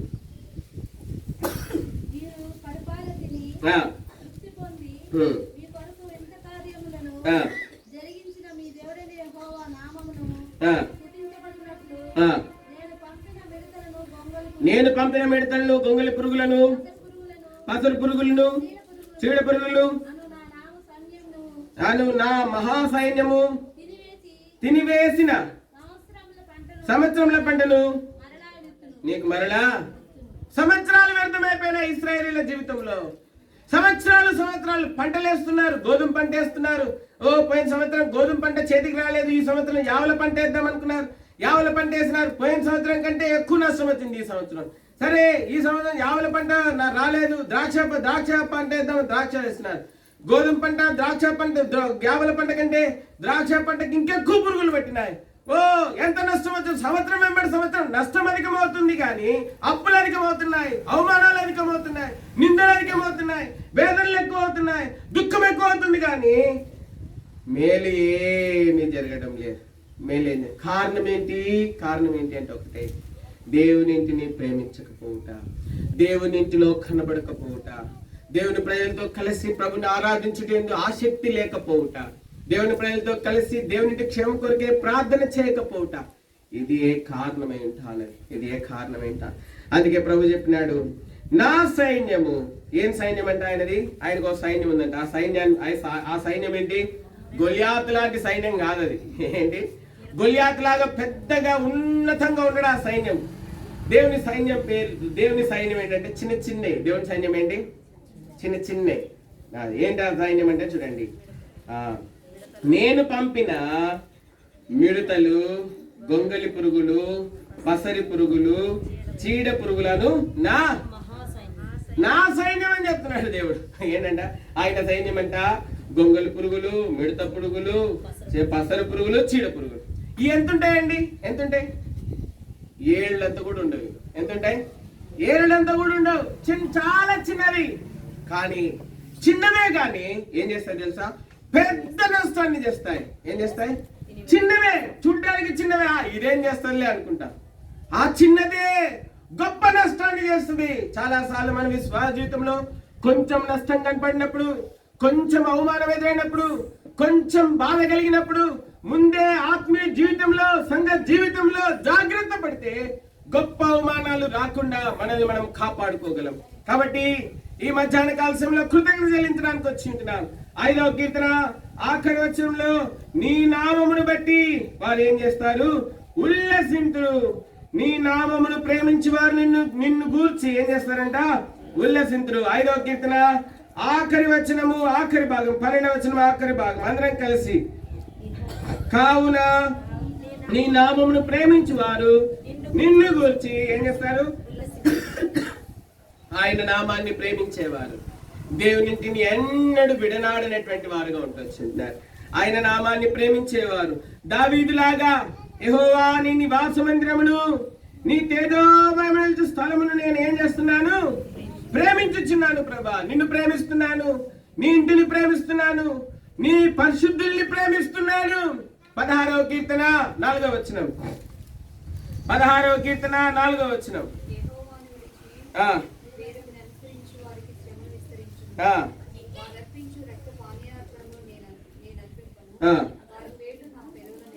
యెహోవా ఆ, నా స్వాస్థ్య భాగము, నా పానీయ భాగము, ఉమ్. నీవే నా భాగము. క్షమించండి, ఆ మాట భూమి మీద ఉన్న భక్తులే శ్రేష్ఠులు. 16 16 నేను ఇలాగుందును, నేను ఇలాగందును, భూమి మీద ఉన్న భక్తులే శ్రేష్ఠులు. భూమి మీద ఉన్న భక్తులే శ్రేష్ఠులు. కాబట్టి మనం చూస్తా ఉన్నాం ఈ మధ్యాహ్న కాల సమయంలో, ప్రభా నేను నీ ఇంటిని ప్రేమిస్తున్నాను, ప్రభా నీ ప్రజలను ప్రేమిస్తున్నాను, ప్రభా నీ ఇంటిలో ప్రతి కూడికలో నేను ప్రేమిస్తున్నాను, ప్రభా నీ ప్రజలను ప్రేమిస్తున్నాను, నిన్ను ప్రేమిస్తున్నాను. ప్రభా దేవుని ప్రేమించేవారు దేవునిటిని ఎన్నడూ నిర్లక్ష్యం చేయరు. నేటి దినాల్లో మనం చూస్తా ఉన్నాము ఎంతో మంది దేవుని ఇంటిని నిర్లక్ష్యం చేస్తున్న వారు ఉన్నారు. దేవుని యందు నమ్మిక లేదు, మనుషుల మీద నమ్మిక ఉంది, అధికారుల మీద నమ్మిక ఉంది, ఉద్యోగం మీద నమ్మిక ఉంది, కానీ దేవుని మీద నమ్మిక లేదు. చాలా మందికి ఉద్యోగం మీద ఉంది నమ్మిక, దేవుని మీద లేదు. ఇంటి మీద ఉంది నమ్మిక, దేవుని మీద లేదు. వారు సంపాదించే డబ్బు మీద నమ్మిక ఉంది, కానీ దేవుని మీద నమ్మిక లేదు. అందుకే వారి జీవితాల్లో దుఃఖము, అవమానము, నింద, మరి నష్టాలు కనబడతా ఉన్నాయి. కాబట్టి దేవుడు నష్టము మరి ఎందుకు వస్తా ఉంది వీరి జీవితంలో అంటే, వీరు దేవుని ఇంటిని ప్రేమించలేని వారు ఉంటూ వచ్చింటున్నారు, దేవుని సన్నిధిని ప్రేమించలేకపోతూ వచ్చింటున్నారు, ప్రజల సహవాసాన్ని ప్రేమించలేకపోతూ వచ్చింటున్నారు. అంత మాత్రమే కాదు, వీరు కారణం ఏంటంటే వీరు దేవుని పరిశుద్ధుల్ని ప్రేమించలేకపోతూ వచ్చినారు. అందుకే వీరి జీవితంలో ఎన్నో నష్టాలు కనబడతా ఉన్నాయి. అయితే మనం చూస్తాం ఈ రాత్రి సాయంకాలం మధ్యాహ్న కాల సమయంలో ప్రభుపాదుల దగ్గరకు వచ్చి ఉంటా ఉన్నాం, కృతజ్ఞతలు చెల్లిస్తాం. యెహోవా నీ నామమును ప్రేమించే వారందరూ ఏం చేస్తారంట? ఉల్లసిస్తారు. దేవుని నామాన్ని ప్రేమించేవారు దేవునిటిని ఎప్పుడు నిర్లక్ష్యం చేయరు, పరిశుద్ధుల సహవాసాన్ని ఎప్పుడు నిర్లక్ష్యం చేయరు, ఆరాధనని ఎప్పుడు నిర్లక్ష్యం చేయరు, ప్రార్థనని ఎప్పుడు నిర్లక్ష్యం చేయరు. దేవుణ్ణి ప్రేమించేటువంటి వారు, దేవుణ్ణి సదా ప్రేమించేటువంటి వారు, యథార్థంగా ప్రేమించేవారు, నిజంగా ప్రేమించేవారు, దేవుని ఇంటిలో నాటబడిన వారిగా కనబడేటువంటి వారు. 27వ కీర్తన 4వ వచనం, యెహోవా యొద్దకు వరమడిగి తిని దానిని నేను వెదుకుచున్నాను. యెహోవా ప్రసన్నతను చూచుటకును ఆయన ఆలయంలో ధ్యానించుటకును నా జీవిత కాలమంతయు నేను యెహోవా మందిరంలో ఆ జీవిత కాలమంతా యెహోవా మందిరంలో నివసించాలని దావీదు కోరుకుంటూ వచ్చున్నాడు. కాబట్టి అపోజిట్ పౌలు యొక్క అంతం బాగుంది. ఇశ్రాయేలీయులకు దేవుడు ఆజ్ఞాపించినాడు, మీ అంతం బాగుండాలి అంటే సంవత్సరానికి 3 పర్యాయములు దేవుని సన్నిధిలో కనబడాలి. ఆ దినాల్లో దేవుడు వారికి ఇచ్చినటువంటి ఆజ్ఞ. అయితే హెబ్రీలో మనం చూస్తే 10:25లో మనం చూస్తే సమాజంగా కూట మానకాన్ని కొత్త నిబంధనలో మనకు ఆజ్ఞ ఇవ్వబడింది. కాబట్టి దేవుడు ఇశ్రాయేలీయులకు చెప్పినాడు, మీరు 3 పర్యాయములు కూడి రాకపోతే అన్యులు మిమ్మల్ని, మీ ఇంటిని, మీ పొలాలను నాశిస్తారు. నీ ఇంటిలో నష్టము, వ్యక్తిగత జీవితంలో నష్టము, నీ యొక్క సంఘ జీవితంలో నిన్ను బట్టి నష్టం కలుగుతుందంటే కారణం ఏంటంటే ఎక్కడో దేవుని విషయంలో నువ్వు తప్పిపోయినావు, ఎక్కడో దేవుని విషయంలో తప్పిపోయి. అందుకే నీ జీవితంలో సంతోషం లేదు, కుటుంబ జీవితంలో సంతోషం లేదు, ఆనందం లేదు. ఇప్పుడైనా ఈ మధ్యాహ్న కాలశంలో ప్రభు సమకూరుస్తా అని చెప్తా వచ్చింటున్నాడు. పురుగులు తినివేసిన పంటను తిరిగి నేను మరలా నీకు ఇస్తానని చెప్పినాడు. సంవత్సరాలు వ్యర్థమైపోయినాయి, మాసాలు వ్యర్థమైపోయినాయి, దినాలు వ్యర్థమైపోయినాయి. నీ జీవితంలో నువ్వు చేస్తున్న ప్రతి ప్రయత్నము నిష్ఫలమైపోతా ఉంది. నువ్వు చేసే ప్రతి ప్రయత్నంలో ఓటమి ఎదురవుతుంది, కానీ ఏమీ కనబడటం లేదు లాభం. ప్రభు దగ్గరికి రాయి మధ్యాహ్నం. ప్రభు నిన్ను ప్రేమిస్తాడు. ఆయన నామమును ప్రేమించే వారందరిని ఉల్లసింపజేస్తాడు. ఆయన వారు చేయు ప్రతి దానిని సఫలపరుస్తాడు. మొదటి కీర్తనలో రాయబడింది, అతడు చేయనదంతయు ఏమవుతుంది? సఫలమగును. యెహోవా మనకి నిరీక్షణగా ఉంటా ఉన్నాడు, ఆయన మనకు మహిమగా ఉంటా ఉన్నాడు. ఆయన పరలోక మహిమనే ఇచ్చిన దేవుడు భూలోకంలో నీ అవసరం తీర్చలేడా? అంత మాత్రమే కాదు, ఆయన తనతో కూడా ఉండు కొరకాయి, యుగయుగంలో ఆయనతో కూడా ఉండు కొరకాయి మనల్ని ప్రాణం పెట్టి రక్షించినటువంటి దేవుడు నీ భూ సంబంధమైన అక్కర తీర్చడని నువ్వు అనుకుంటున్నావేమో, ఆయన నీ ప్రతి అక్కర తీర్చగలడు. ఆయన నమ్మదగినటువంటి వాడు. ఆయనే మనకు మహిమ నిరీక్షణ అయింటా ఉన్నాడు. అయితే ఆయన ఇంటిని, ఆయన నివాస స్థలాన్ని మనం ప్రేమించబద్దులమే అంటా ఉన్నాం. ఈ శరీరం అందు ఉన్నంత కాలము, ఈ శరీరంలో ఊపిరిన్నంత కాలము, మన ఈ శరీరంలో బ్రతికినంత కాలము దేవుని ప్రజలతో కలిసి దేవుని ఇంటిలో ఎల్ల వేళలా ఆయనను మహిమపరుస్తూ, ఆయనను గణపరుస్తూ, ఆయన పూజించుచు, ఆయన హెచ్చించుచు ఉండినప్పుడు ఆయన మన జీవితంలోనికి, మన కుటుంబ జీవితంలోనికి, మన వ్యక్తిగత జీవితంలోనికి, మన ద్వారా సంఘ జీవితంలోనికి ఆశీర్వాదాలని నింపేటువంటి వాడిగా ఉంటాడు. ఒకవేళ నువ్వే దేవుని ఇంటిని ప్రేమించకపోతే నీ ద్వారా ఆశీర్వాదం ఎట్లా వస్తుంది? నీ ఇంటికి, నీ జీవితంలోకి ఆశీర్వాదం ఎట్లా వస్తుంది? నీ ద్వారా సంఘంలోనికి ఆశీర్వాదం ఎట్లా వస్తుంది? నువ్వు దేవునిని నిర్లక్ష్యం చేస్తా ఉన్నావు. ఆరాధనని ప్రార్థన నిర్లక్ష్యం చేస్తా ఉన్నావు. సహవాసాన్ని నిర్లక్ష్యం చేస్తా ఉన్నావు. సంవత్సరాంతంలోనికి వచ్చినాం. 11 రోజులు పూర్తయిపోయినాయి. ఏం గుర్చుకున్నావు పంటని? ప్రభు సన్నిధిలో తలెత్తలేని జీవితం జీవిస్తున్నావేమో. ఒకవేళ ఈ మధ్యాహ్నం ప్రభు దగ్గర పశ్చాత్తాపడు. ప్రభు తిరిగి తినివేసిన పంటను మరలా ఇస్తాడు. నిన్ను మునిపటి కంటే అధికంగా సంతోషింపజేస్తాడు. మునిపటి కంటే అధికమైన మేళ్లతో నిన్ను తృప్తిపరుస్తాడు. మునిపటి కంటే అధికమైన దీవెనలతో నింపుతాడు నిన్ను. నీ ద్వారా సంఘ జీవితంలో, కుటుంబ జీవితంలో క్షేమమును ఆయన అనుగ్రహించి నిన్ను తన గంట కొరకైనటువంటి పాత్రగా ఆయన కనబరిచేటువంటి వాడుగా ఉంటున్నాడు. ఎందుకనగా దేవుడు నిన్ను నిర్మించిన దినాన తల్లి గర్భంలో నీవు ఆయన నామానికి మహిమ తెచ్చుడు కొరకు దేవుడు నిన్ను నిర్మించినటువంటి వాడే ఉంటా ఉన్నాడు. అంతేగాని ఆయన నామానికి అవమానకరంగా జీవించడం కోసం కాదు. ఆయన నామానికి మహిమ తెచ్చే పాత్రగా ఆయన నిన్ను తల్లి గర్భంలో నిర్మించినాడు. కనుక ఈ మధ్యాహ్న కాలం ముగిస్తా ఉన్నాము. కాబట్టి సంవత్సరాంతంలోకి వచ్చినాం. అపోస్తలుడైన పౌలు జయవంతమైన ముగింపు ముగించినాడు తన జీవితంలో. సంవత్సరాంతంలోకి వచ్చినాం. పోయిన సంవత్సరాలు ఎట్లున్నాయో మనకు సంబంధం లేదు. 2021 ఎట్లా ఉంది, 2021 ఎట్లా, 2021 ఎట్లా జీవించినాం. ఈ సంవత్సరాంతంలోనికి 11 రోజులు అయిపోయినాయి. 11 మాసాల 11 రోజులు అయిపోయినాయి. కొన్ని రోజులు ఉన్నాయి. అయితే కనీసం ఇప్పుడైనా యథార్థంగా పశ్చాత్తాపడి, ఇప్పుడైనా ప్రభువు కోరిన మేరకు, ప్రభు కోరినట్లుగా, ప్రభు కోరిన విధానంలో మనల్ని జీవించడానికి తీర్మానం చేసుకుందాం. తీర్మానం చేసుకుంటే అప్పుడు ఎవ్వరు కూడా మన భూముల్ని కాదు కదా, మన ఇండ్లని కానీ మనల్ని కూడా తాకలేని వాడుగా దేవుడు మనల్ని కాపాడేటువంటి వాడిగా ఉంటాడు. మిమ్మల్ని ముట్టినవాడు నా కనుగొడ్డును ముట్టిన వాడితో సమానం. నువ్వు దేవునింటిని ప్రేమించకపోతే నీ కళ్ళలోకి ఏం దూరినా దేవుడు పట్టించుకోడు. నువ్వు దేవునింటిని పట్టించుకోకపోతే నీ నిన్ను ముట్టితే కూడా ఆ దేవుడు కూడా పట్టనట్టుంటాడు. ఎందుకంటే మనం దేవునింటిని పట్టించుకోవట్లేదు కదా. అందుకే మళ్ళీ శత్రువు ముట్టినా, గోకినా, తోసినా ఇంకా ప్రభు పడు లేదు, నీకు శక్తి ఎక్కువ ఉంది కదా, నేను అవసరం లేదు, దేవుని సన్నిధి అవసరం లేదు, పడు. సంగమ్మ, వెలపెట్టి కొనబడిన సంగమ్మ, శిలువ రక్తంతో కొనబడిన సంగమ్మ, ప్రభు మరణం చేత కొనబడిన సంగమ్మ, ప్రభు క్రీడాలతో కొట్టబట్ట ద్వారా సమకూర్చబడిన సంగమ్మ, ప్రభు ఉమ్మివేయబట్ట ద్వారా మన నిందను తొలగించబడి దేవుని ఇంటిగా చేర్చబడిన సంగమ. ఈ భూమి మీద మనము ఎవరికైనా రుణపడి ఉన్నామంటే అది కేవలం దేవునికి. ఈ భూమి మీద మనం ఎవరికైనా రుణపడి ఉన్నామంటే ఎవరికి? దేవునికి మనం రుణపడి ఉన్నాం. ఈ జీవితం ప్రభుది కాబట్టి అందుకే రోమా 14లో చెప్పబడింది 8వ వచనంలో, మనం బ్రతికినను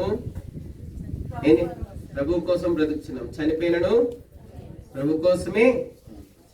నువ్వు బ్రతుకుతున్నది ప్రభు కోరికైన సంగతి మర్చిపోకు. కాబట్టి ఈ మధ్యాహ్న కాలంలో దేవునిని నిర్లక్ష్యం చేయకు. దేవునిని నిర్లక్ష్యం చేస్తే అప్పుడు శత్రువు నీ ఇంటిని ఆశిస్తాడు, నిన్ను ఆశిస్తాడు, నష్టపరుస్తాడు. నువ్వు నష్టపోతే వాడు సంతోషిస్తాడు, నువ్వు నష్టపోతే దుఃఖపడేది ప్రభు. కనుక ఈ మధ్యాహ్నం సంవత్సరాలు పాడైపోయినాయి నీ జీవితంలో, సంవత్సరాలు వ్యర్థమైపోయినాయి. నీ వల్ల ఎవరికి సంతోషం లేదు. నీ జీవితం ద్వారా పసరు పురుగులు కనబడుతున్నాయి నీ జీవితంలో, గొంగరు పురుగులు కనబడుతున్నాయి, మిడతలు కనబడుతున్నాయి, చీడ పురుగులు కనబడుతున్నాయి. నీ జీవితం మీద నీకే అసహ్యం వేసిందేమో. ఈ మధ్యాహ్నం ప్రభు దగ్గర పాడైపోయిన సంవత్సరాలన్నీ దేవుడు సమకూర్చి నీ జీవితంలో తిరిగి నిన్ను ఒక నూతనమైన సృష్టిగా చేస్తాడు. అందుకే 2 కొరింథీ 5:17లో ఉంది, కాగా ఎవడైనా క్రీస్తునందున్న వాడు ప్రభులోనికి రా, ప్రభు నిన్ను ప్రేమిస్తున్నాడు, నూతన సృష్టిగా చేస్తాడు. నీ జీవితాన్ని తిరిగి దీవెన ఆశీర్వాదకరంగా మారుస్తాడు. నీ ద్వారా ఎవరైతే నువ్వు నష్టం అని చెప్పినారో, ఎవరైతే నీ జీవితంలో చూసి నువ్వు బ్రతకడం ఎందుకని చెప్పినారు, వారే నిన్ను చూసి నిన్ను మార్చిన దేవుడు గొప్పవాడని చెప్పేటువంటి రోజు కూడా దేవుడు నీ జీవితంలో తీసుకొస్తాడు. ఎవరైనటువంటి వారు ఉంటే ఇక్కడ, ఎవరైనటువంటి వారు జీవితంలో ఓడిపోయి పసరు పురుగులు, గొంగళ పురుగులు, మిడతలు, చీడ పురుగులతో సంవత్సరాలు పాడు చేసుకున్నటువంటి వారు ఎవరైనా ఉంటే ఈ మధ్యాహ్నం ప్రభు మీకు ఆహ్వానం ఇస్తా ఉన్నాడు. యేసు ప్రభు దగ్గరికి వస్తే సిగ్గుపడనక్కర్లేని జీవితం ఇస్తాడు, అవమానపడనక్కర్లేని జీవితం ఆయన ఇస్తాడు యేసు ప్రభు దగ్గరికి వస్తే. అందుకే రాయబడింది, వారు ఆయన తట్టు చూడగా వారికి వెలుగు కలిగెను, వారి ముఖం లేనడును లజ్జింపకుండాను. రోమా 5లో రాయబడింది. ఈ నిరీక్షణ ఏం చేయబడదంట? సిగ్గుపరచదు. ప్రభు దగ్గరికి రా, నీకు సిగ్గుపడనక్కర్లేని జీవితం ఇస్తాడు. ఇది వాగ్దానం, యేసుక్రీస్తు ప్రభు వారి వాగ్దానం. సిగ్గుపడనక్కర్లేని జీవితం, సిగ్గుపడనక్కర్లేని జీవితం ఇస్తాడు. నువ్వు ఏ వయసులో ఉన్నా సరే, ఏ వయసులో నేను యవన ప్రాయంలోనే జీవితంలో ఓడిపోయినాను. తల కింద ట్రైన్ కింద తలబెట్టి చచ్చిపోవాలనుకున్నాను. కాబట్టి నువ్వు ఏ వయసులో ఉన్నా సరే, నువ్వు ఓడిపోయిన జీవితం జీవిస్తుంటే ప్రభు దగ్గరికి రా. సిగ్గుపడనక్కర్లేని వ్యక్తిగా నేను మారుస్తాడు. నన్ను మార్చినాడు. ఎప్పుడో 20 సంవత్సరాల క్రితం చనిపోవాలనుకున్నాను. నన్ను సిగ్గుపడనక్కర్లేని వ్యక్తిగా దేవుడు చేస్తున్నాడు. ఈరోజు తన పాత్రగా నన్ను వాడుకుంటున్నాడు. ఈ మధ్యాహ్నం ప్రభు నిన్ను కూడా ఆహ్వానిస్తా ఉన్నాడు. సిగ్గుపడనక్కర్లేని జీవితం ఇస్తాడు. నమ్ముట నీ వల్లైతే నమ్మువానికి సమస్తము సాధ్యము. ఆయన నీ మీద అపారమైన తన కృపను సిల్వ మీద నుండి కుమ్మరిస్తా ఉన్నాడు. ఆ కృపను వ్యర్థం చేయకు. ఇంకా సమయం ఉందని అనుకోకు. ప్రభు దగ్గరికి రా. నీ జీవితాన్ని అద్భుతంగా ఆశీర్వాదకరంగా ఆయన మారుస్తాడు. ప్రార్థన.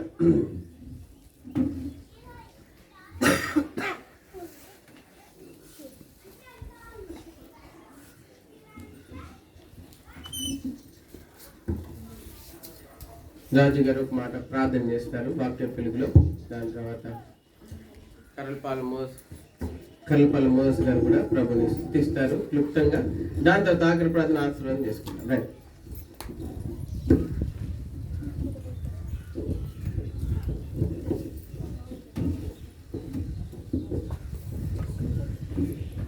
పరిశుద్ధుడ పరమ తండ్రి, దైవదేవాన్ని పరిశుద్ధ పాదాలను చెల్లిస్తున్నాను ప్రభు. ఈ యొక్క మధ్యాహ్నకాల సమయంలో మీ ప్రియ బిడ్డలుగా సహోదరి ఇంటి వద్ద చేరి మీ యొక్క మాటలను మీ దైవ సాధి ద్వారా ప్రభు కీర్తనలో 5వ కీర్తన ద్వారా మా గమనాన్ని తీసుకొచ్చినటువంటి అన్యోన్యమైన బట్టి మాటలను బట్టి మీకు వందనాలు చెల్లిస్తున్నాను ప్రభు. మేము మిమ్మల్ని ఎరిగి ఉన్నామని నన్ను కూడా మీ యొక్క పరిచర్యకు వెనుకబడతనంలో ఉన్నామేమో.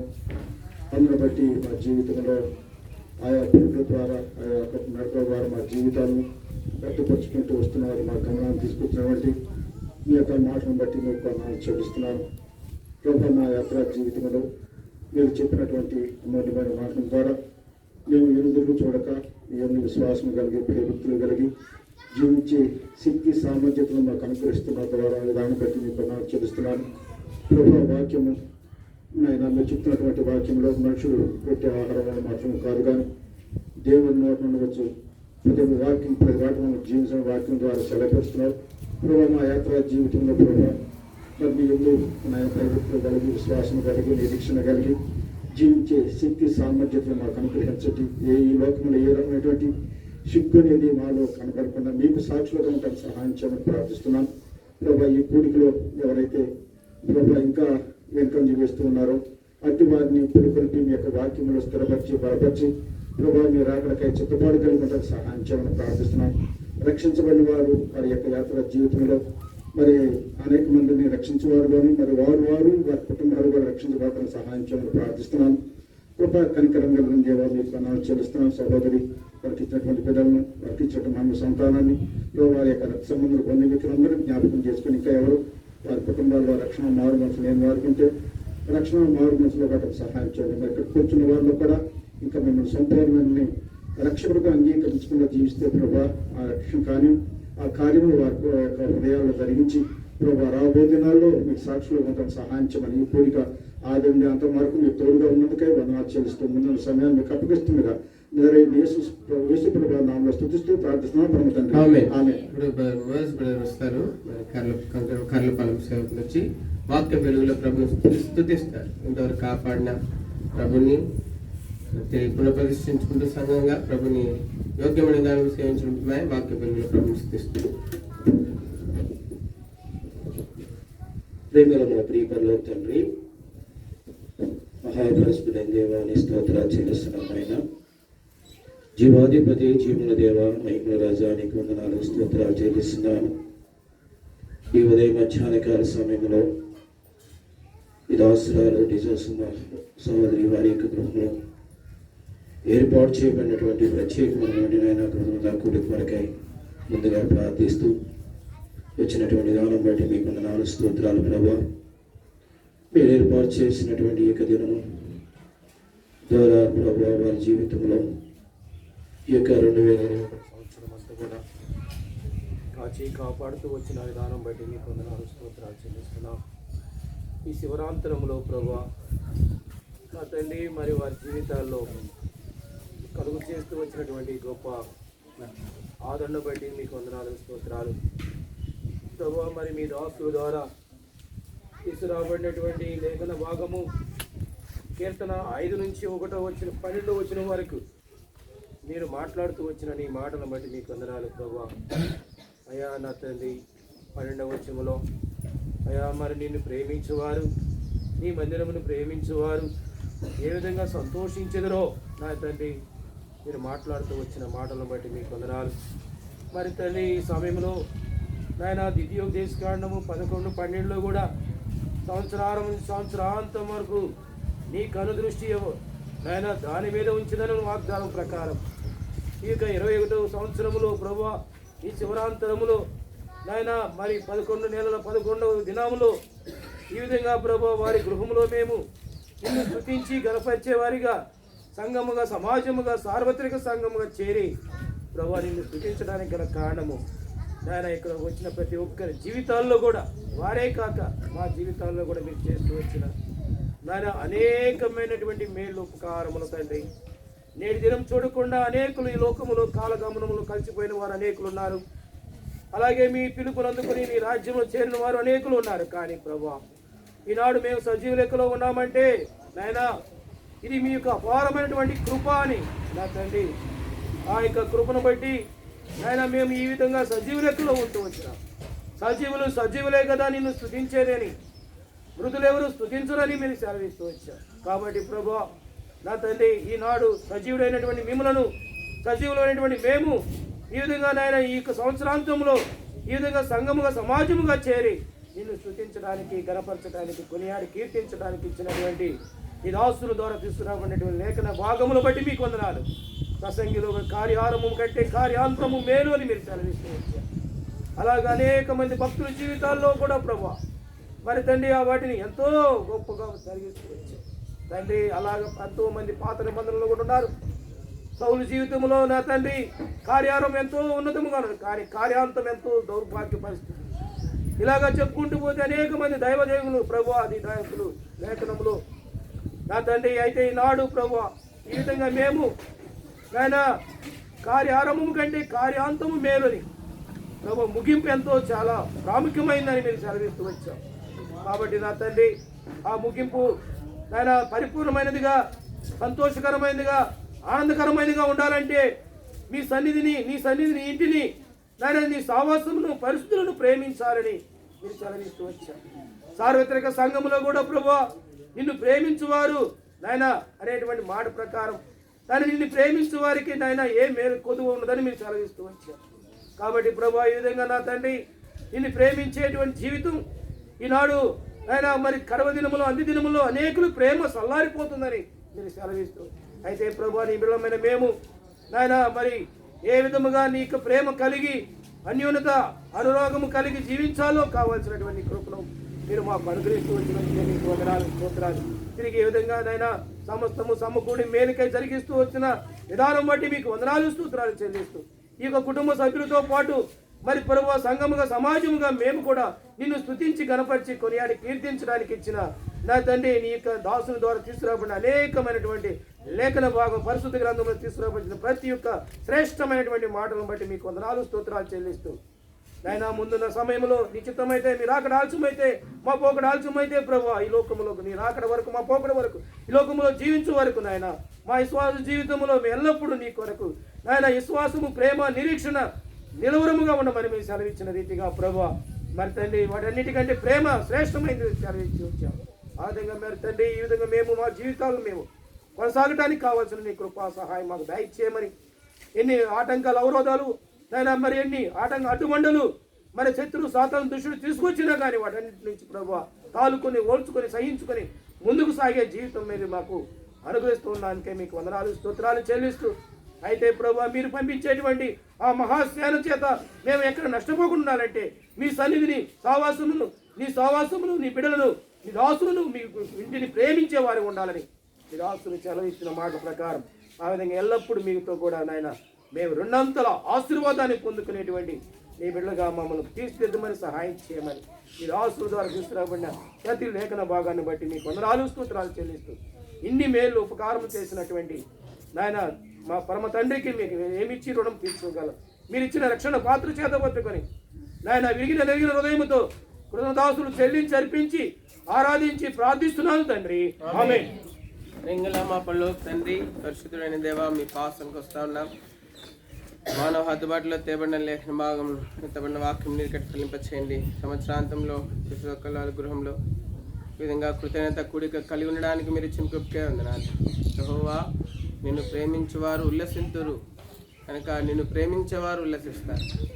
తమ కార్య ఆరంభం కంటే కార్యాంతం మెట్టుకు అపోసైన పౌలు తన జీవితంలో అంతం ఎంత ఘనంగా జయవంతంగా ఉంది, అందుకే ఆయన కిరీటం సిద్ధం చేయబడిందని చెప్పినాడు. ప్రభా ఆరంభం ఎంతో భయంకరంగా ఉంది కానీ అంతం చాలా బాగుంది. ప్రభా అయితే ఇశ్రాయేలులకు మీరు చెప్పినారు వారి అంతం బాగుండాలి అంటే వారు దేవుని ఇంటిని దేవుని పరిశుద్ధులను వారు ప్రేమించే వారిగా ఉండాలని మీరు చెప్పినారు. ప్రభా దేవా ప్రార్థన చేస్తూ ఉన్నాము. అట్లా ఇశ్రాయేలీలు ప్రభా మెటుకు సంవత్సరాంతమందు పంట కూర్చుకుని గుడారాల పండుగను వారు ఆచరించవలసిన వారుగా ఉంటా ఉన్నారు. ఎంతో సంతోషంతో ఎంతో ఆనందంతో. అయితే ఎవరైతే దేవునింటిని ప్రేమించలేకపోయినారో ముమ్మారు ప్రేమించలేకపోయినారో వారి జీవితంలో మాత్రం ఈ సంతోషం లేదు. అటువంటి వారు అనేకులు ఆ సంవత్సరాంతమందు పంట కూర్చుకొని పండుగలో పాలు పొందలేకపోయినారు. ఓ ప్రభా కారణము వారు ఇదివరకే దేవునింటిని నిర్లక్ష్యం చేసినారు. అందుకే శత్రువు వారి పంటను ఆశించింది, వారి భూములను ఆశించింది, వారి ఇళ్లను ఆశించింది. ఇప్పుడు వారి కుటుంబాల్లో లేమి కొరత అవమానం కనబడతారు. పసరు పురుగులు, గొంగలి పురుగులు, చీడ పురుగులు ప్రభా మెటుకు కనబడతా ఉన్నాయి. అవి ఏవి కనబడకుండా ఉండే నిమిత్తమై ఆ సంవత్సరారంభము సంవత్సరాంతము ఎంతో భయంకరంగా ఉన్న నిమిత్తమై మీరు ఇశ్రాయేలులకు చెప్పిన ఆజ్ఞ మీరు సంవత్సరానికి ముమ్మారు దేవునింట్లో కనబడవలను. అదేవిధంగా హెబ్రీ 10:25 సంఘంగా కూడట మానొద్దని మీరు చెప్పినారు మాకు. ఓ ప్రభా అనేక సార్లు మిమ్మల్ని మీ ఇంటిని నిర్లక్ష్యం చేసి, ఆరాధనని నిర్లక్ష్యం చేసి, ప్రార్థనని నిర్లక్ష్యం చేసి, పరిశుద్ధుల సహవాసాన్ని నిర్లక్ష్యం చేసి అనేక సార్లు శత్రువుకు అవకాశం ఇచ్చిన వారు మనం ఒప్పుకుంటున్నాం. మనం క్షమించండి. మా జీవితంలో ఎక్కడ మా దినాలు మా సంవత్సరాలు వ్యర్థమైపోయినాయో ప్రభా నీటిని ప్రేమించకపోవడం ద్వారా, ఆరాధనను ప్రేమించకపోవడం ద్వారా, ప్రార్థనను ప్రేమించకపోవడం ద్వారా, పరిశుద్ధుల్ని ప్రేమించకపోవడం ద్వారా ఎక్కడ ప్రభా మెట్టుకు ఓ ప్రభా మేము శత్రువుకి అవకాశం ఇచ్చిందాం. వాటన్నిటిని బట్టి మనం క్షమించు. ఈ సంవత్సరాంతమందున ఒక మంచి తీర్మానం ప్రభా శత్రువు తినివేసిన పంట, శత్రువు మేము పోగొట్టుకునేటువంటి అమూల్యమైన పంట, ఆనందం నుంచి పంట, సంతోషం నుంచి పంట, సమాధానం నుంచి ఆత్మ సంబంధమైన పంట, దీవెనను అనుగ్రహించే ఆత్మ సంబంధమైన పంట, మాకు తృప్తినిచ్చు ఆత్మ సంబంధమైన పంటను ప్రభా పరిశుద్ధుల సహవాసంలోనే దేవునింట్లోనే మేము కూర్చుకోగలమని ప్రభా గత దినాలు ఏదైతే కూర్చోలేకపోయినామో అవిధేత ద్వారా దేవుని నిర్లక్ష్యించడం ద్వారా సహవాసాన్ని విడిచడం ద్వారా ఓ ప్రభా వాటన్నిటిని బట్టి ఒప్పుకొని తప్పు ఒప్పుకొని క్షమాపణ వేడుకుంటే నీ పాసనకు వస్తుండగా శిలువ రక్తం చేత ప్రోక్షించి కడిగి ఓ ప్రభా తిరిగి మమ్మల్ని సంతోషపరిచి ఆనందం ఇచ్చి తృప్తికరమైన జీవితం అనుగ్రహించు ఆత్మ సంబంధమైన ఆ పంటను దేవునింటిని ప్రేమించడం ద్వారా, ఆరాధన ప్రార్థన పరిశుద్ధ సహవాసాన్ని ప్రేమించడం ద్వారా మేము సంవత్సరారంభం నుండి సంవత్సరాంతం వరకు ఆ పంటను కోసుకుని తృప్తికరమైన మా కొరకు మేము దీవెనకరమైన వారిగా, మా కుటుంబాలకు దీవెనకరమైన వారిగా, మా సంఘానికి సమాజానికి దీవెనకరమైన జీవితం మేము జీవించడానికి సహాయం చేయమని మా ప్రతిసలకను బట్టి వందనాలు. వంట జీవితంలో చాలించి అడుగుండము. పెద్ద కుమారుడు కుటుంబాన్ని దీవించుము, పిల్లల్ని దీవించుము. రెండో కుమారుడు కుటుంబాన్ని దీవించుము, పిల్లల్ని దీవించుము. మూడో కుమారుడు రాజు బట్టి వందనాలు ప్రార్థిస్తుంటున్నాము. భవిష్యత్తు కొరకు ఏర్పాటు చూపించుము, పిల్లల్ని దీవించుము, ఆదరించుము, గాయములు కట్టుము ప్రార్థిస్తున్నాము. సో మునిరాజ్ తన భార్య సియోన్ ప్రభా వారిని జ్ఞాపకం చేసుకును. ఓ ప్రభా సమకూర్చుము, నీ కొరకైన ఉపయోగకరమైన పనిముట్లుగా చేయమని పెట్టుకుంటూ ఇక్కడ నీ వాక్యం చేత బోధించబడిన వారందరూ కూడా తిరిగి యథార్థ హృదయంతో తమను తాము ప్రతిష్ఠించుకొని దేవునింటి యొక్క ప్రాముఖ్యతను గుర్తెరిగిన వారై, ఆరాధన ప్రార్థన యొక్క ప్రాముఖ్యతను, సహవాసం యొక్క ప్రాముఖ్యతను, పరిశుద్ధుల యొక్క ప్రాముఖ్యతను, గొప్పతనాన్ని గుర్తెరిగిన వారై ఓ ప్రభా నూతనంగా ప్రతిష్ఠించుకొని ఓ ప్రభా వారు నష్టం లేని జీవితంలో జీవించుడికై తమ తాము పునఃప్రతిష్ఠించుకున్నట్టు సహాయించండి వేడుకుంటున్నాము. ప్రేమగల తండ్రి మనములు చెల్లిస్తున్నాము. ఈ నిరీక్షణ సిగ్గుపరచదు. క్రీస్తు యేసునందరి నిరీక్షణ మాత్రమే మనం సిగ్గుపరచదు. ఆయన వైపు చూచినప్పుడు మాత్రమే మేము లజ్జింపకుందుము. కనుక మానవ అందుబాటులో విత్తమన్న నీరు కట్టి ఫలింపచేయమని, వచ్చిన వారందరినీ దీవించి పంపించమని, ఈ పరిచయను ముద్రించమని, విన్న వారందరిలో ఆత్మ కార్యాన్ని జరిగించమని, ఏ ఉద్దేశం చేత విత్తమన్నదో ఆ ఉద్దేశము ప్రభా మెడుకు సంపూర్ణంగా పరిపూర్ణంగా మీరే నెరవేర్చమని యేసుక్రీస్తు ప్రభు వారి పరిశుద్ధ నామం పేరిట స్తుతించి ప్రార్థించి బ్రతిమలాడి వేడుకుంటున్నాము తండ్రి. మన తండ్రి అయిన దేవుని ప్రేమ, పరిశుద్ధాత్మ విశ్వాసము, రక్షణార్థమైన నష్టం అంతటిని తిరిగి సమకూర్చినటువంటి వ్యక్తిగత జీవితంలో, కుటుంబ జీవితంలో, సంఘ జీవితంలో నష్టం అంతటిని తిరిగి సమకూర్చినటువంటి యేసుక్రీస్తు ప్రభు వారి యొక్క మహా సమకూర్పు సమకూర్చు కృప ఇక్కడ చేరిన వారందరికీ వ్యక్తిగతంగా, కుటుంబంగా, సంఘముగా, సేవలు సదాకాలము తోడేయండి. నష్టం లేని సేవ, కుటుంబ, సంఘ, వ్యక్తిగత జీవితం జీవించుటకై తోడేయండి, నడిపించును గాక.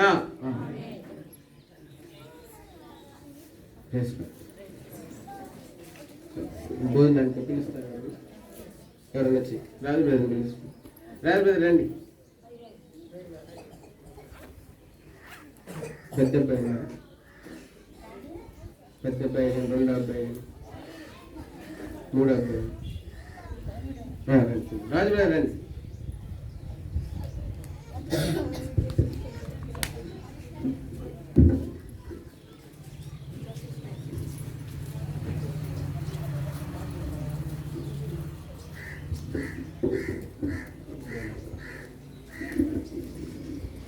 మీ అందరికి వందనాలు.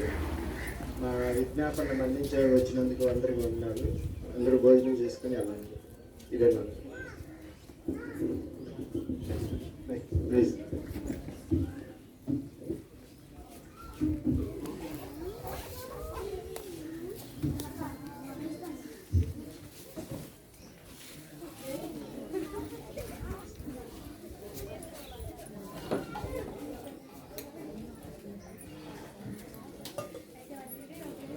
ఎద్దులు లాగిస్తాను.